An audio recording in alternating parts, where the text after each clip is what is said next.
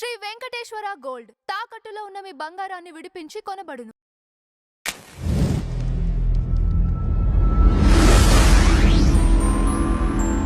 నమస్కారం నాగార్జున గారు. నమస్తే అండి.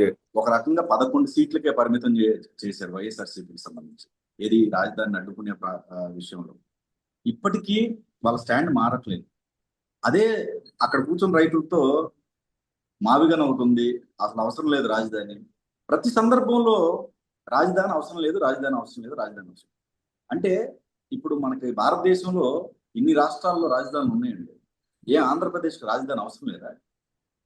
ఒక చిన్న ఏది ఒక సందర్భంలో 3 రాజధానులు చెప్పారు, తర్వాత ఏమో ఆ నాగార్జున యూనివర్సిటీ దగ్గర ఎక్కడో కొంత ల్యాండ్ ఉంది, అక్కడ కట్టుకుంటే చాలే 2 బిల్డింగ్లు.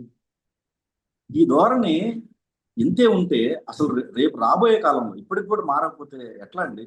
కరెక్టే అంటారా? ఒక రాజకీయ పార్టీగా వాళ్ళు రేపు రాబోయే ఎన్నికల్లో ఏదన్నా విజయం సాధించాలన్నా లేకపోతే ప్రతిపక్ష హోదా పొందాలన్నా కానీ ఇలా స్టాండ్ తీసుకుని వెళ్ళటం కరెక్టే అంటారా? అంజీ గారు, ఇక్కడ మనం ముఖ్యంగా గమనించాల్సింది, రాష్ట్ర ప్రజలందరూ కూడా గమనించింది ఏంటంటే, అక్కడ చేరినటువంటి వాళ్ళందరూ కూడా ఒకే సామాజిక వర్గానికి చెందినటువంటి వాళ్ళు. అదొకటిస్తుందా? ఓకే. అక్కడ ఉన్నటువంటి రైతులని పేరు చెప్పుకొని అక్కడికి వెళ్ళినటువంటి వాళ్ళందరూ కూడా వాళ్ళు లిస్ట్ కూడా రిలీజ్ చేశారు. వాళ్ళందరూ కూడా జగన్మోహన్ రెడ్డి గారి సామాజిక వర్గానికి చెందినటువంటి వాళ్ళే. ఓకే. ఇది అయిన తర్వాత వీళ్ళు వెళ్ళి చాలా బాధలు పడుతున్నట్టుగా జగన్మోహన్ రెడ్డి గారికి ఎక్స్ప్లెయిన్ చేసిన తర్వాత మరుసటి క్షణానే కొన్ని విజువల్స్ వచ్చినాయి, మీరు చూశారు కదా. అమరావతి రాజధానిలో రోడ్లన్నీ బ్రహ్మాండంగా వెళుతూ మధ్యలో చిన్న చిన్న చిన్న చిన్న ప్యాచెస్ ఉన్నాయి. అవును. ఆ రోడ్లు అక్కడ దాకా వచ్చి ఆగిపోయినాయి అనమాట. అది చూసిన వాడికి ఎవరికైనా సరే కడుపు మండు. ఎందుకంటే ఇన్ని వేల కోట్ల రూపాయలు పెట్టి మొత్తం అంతా వేస్తూ ఉంటే మధ్యలో ఒక 4 సెంట్లు, 5 సెంట్లు, 10 సెంట్లు, అరెకరా అడ్డం పెట్టి వాళ్ళు రాజధానికి ఎలా అడ్డుపడుతున్నారు అనేటువంటిది జనంలోకి ఇప్పుడు దాకా వాళ్ళు ఎవరు, వ్యక్తులు ఎవరు, పేర్లు తెలియదు వాళ్ళు రాష్ట్ర ప్రజలు. కానీ నిన్న జగన్మోహన్ రెడ్డి పుణ్యమా అని చెప్పేసి వీళ్ళు రాజధానికి అడ్డుపడుతున్నటువంటి వాళ్ళు అనేటువంటిది ప్రజల్లోకి వెళ్ళిపోయింది. వెళ్ళిన తర్వాత వాళ్ళ మీద కూడా విపరీతమైనటువంటి ట్రోలింగ్ స్టార్ట్ అయ్యింది.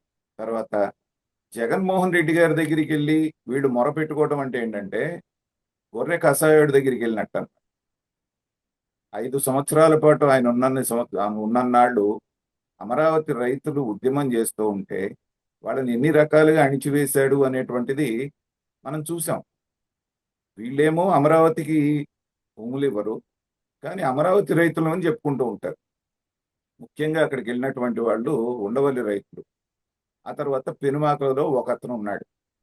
అతను విచిత్రంగా చెప్తున్నాడు, ఏమని, ఈ 12 సంవత్సరాలు మా జోలికి రాలేదండి, 10 సంవత్సరాలు, ఇప్పుడు కూడా పొలం నేనే చేసుకుంటున్నాను, కానీ ఇప్పుడు నన్ను ఒత్తిడి చేస్తున్నారు. అంటే ఏంటి? వీళ్ళకి దాదాపుగా 10 సంవత్సరాలు టైం ఇచ్చినట్టు కదండి.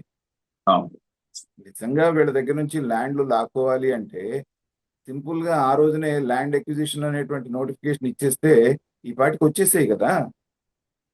వాళ్ళని బుజ్జగించి నచ్చజెప్పి ఎలాంటి వ్యతిరేకత అక్కడ రాకుండా చేయాలనేటువంటి ప్రయత్నంలో భాగంగా వాళ్ళని ఎన్ని రకాలుగా ప్రయత్నం చేసినా అక్కడ ఉన్నటువంటి ఆళ్ల రామకృష్ణారెడ్డి వాళ్ళ మాటలు నమ్మి దాదాపు ఆ సామాజిక వర్గానికి చెందినాడు కాబట్టి ఈ రాజధాని ఎట్టి పరిస్థితుల్లోనూ రాకూడదు, అమరావతి అనే కలగనకు సాకారం అయితే ఇది చంద్రబాబు నాయుడికి పేరు వస్తుంది, ఆ సామాజిక వర్గం వాళ్ళు ఇక్కడ ఎక్కువ మంది ఉన్నారు, ఈ అపోహలోకి వెళ్ళిపోయారు.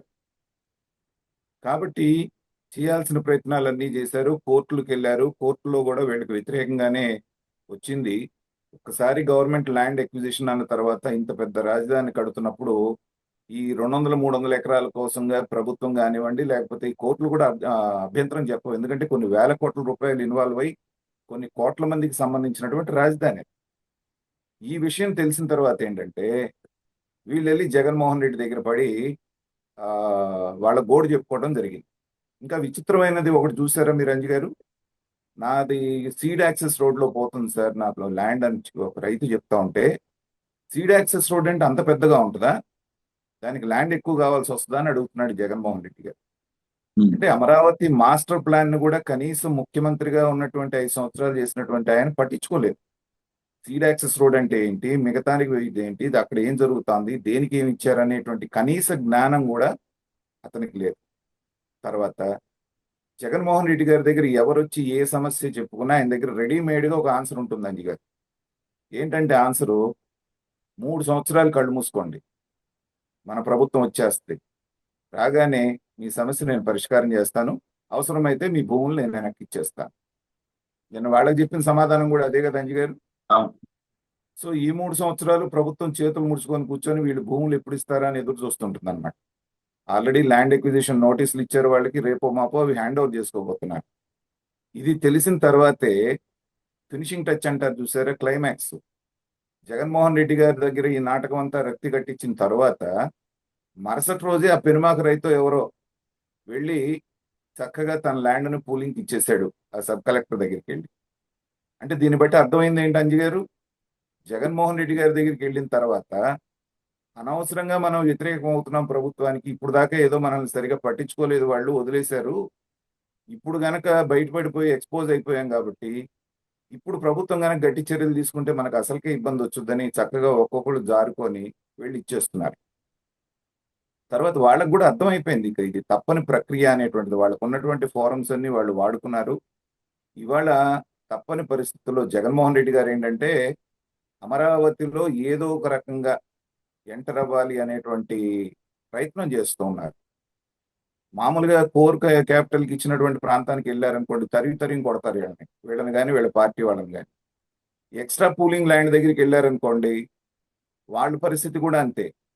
సో రైతుల మీద మాట్లాడేటువంటి అవకాశం లేనటువంటి జగన్మోహన్ రెడ్డి గారు ఏంటంటే సెలెక్టెడ్గా తన సామాజిక వర్గానికి సంబంధించినటువంటి కొంతమందిని తీసుకొచ్చి మాట్లాడించుకోవటం అనేటువంటిది ఏంటంటే అతని యొక్క రాజకీయ అజ్ఞానాన్ని బయటపెడతాం. నువ్వు చేసినటువంటి దాష్టికలన్నీ పుంకాలుగా సోషల్ మీడియాలో తిరుగుతూ ఉంటే జగన్మోహన్ రెడ్డి గారి దగ్గర ఉన్న ఒక ప్రత్యేకత ఏంటంటే అంజి గారు, బయటికి వచ్చి ఆయన ఒక మాట మాట్లాడగానే ఆయన ఇదే విషయం మీద గతంలో చేసిన తప్పులన్నీ సోషల్ మీడియా తీసి బయట పెడతాను. దాంతో ఆయనకి ప్లస్ అవుతుంది అన్నది కాస్త మైనస్ అవుతాను. కాబట్టి ఇప్పటి వరకు చంద్రబాబు నాయుడు గారు ఓపిక పట్టారు, ఇవ్వనటువంటి వాళ్ళను కూడా వాళ్ళ వ్యవసాయాలు వాళ్ళని చేసుకొని ఇచ్చారు. కానీ ఇప్పుడు పనులు ఉధృతంగా నడుస్తున్నటువంటి సందర్భంలో కాదు కూడదు మేము అంటే ప్రభుత్వానికి ఉన్న ఆప్షన్ని ఉపయోగించుకునేటువంటి అవకాశం ఉంటుంది. జగన్మోహన్ రెడ్డి గారిని నమ్ముకుంటే కుక్కతోక పట్టుకొని గోదావరి ఈదినట్టు అనేటువంటిది మొన్న వెళ్ళినటువంటి వాళ్ళందరూ రైతులకు అందరికీ కూడా క్లియర్గా అర్థమై ఉంటుంది. కాబట్టి ఇక ఈ భూములు ఇచ్చేటువంటి ప్రక్రియ అనేటువంటిది వేగవంతమై నాకు తెలిసి ఒక నెల రోజుల లోపల అందరూ ఇచ్చేస్తారంటే, ఎందుకంటే వాళ్ళకి ల్యాండ్ ఎక్విజిషన్కి వెళ్తే ఏమి రాదు పెద్దగా, ల్యాండ్ పూలింగ్కి వెళ్తే వాళ్ళకి సరైన న్యాయం జరుగుతుంది అనేటువంటిది ఇప్పటికే వాళ్ళకి అర్థమై ఉంటుంది. కాకపోతే మిగతా వాళ్ళకంటే కాస్త విజయవాడ సిటీకి దగ్గరగా ఉన్నాం కాబట్టి మాకు ఏదన్నా ఎక్కువ ఇవ్వండి అని అడిగి ప్రభుత్వాన్ని కన్విన్స్ చేసుకోవాల్సిందే కానీ జగన్మోహన్ రెడ్డి గారి దగ్గర వెళ్ళటం అనేటువంటిది అది ఒక పొలిటికల్ డ్రామానే కానీ అంతకుమించి ఏం కాదండి.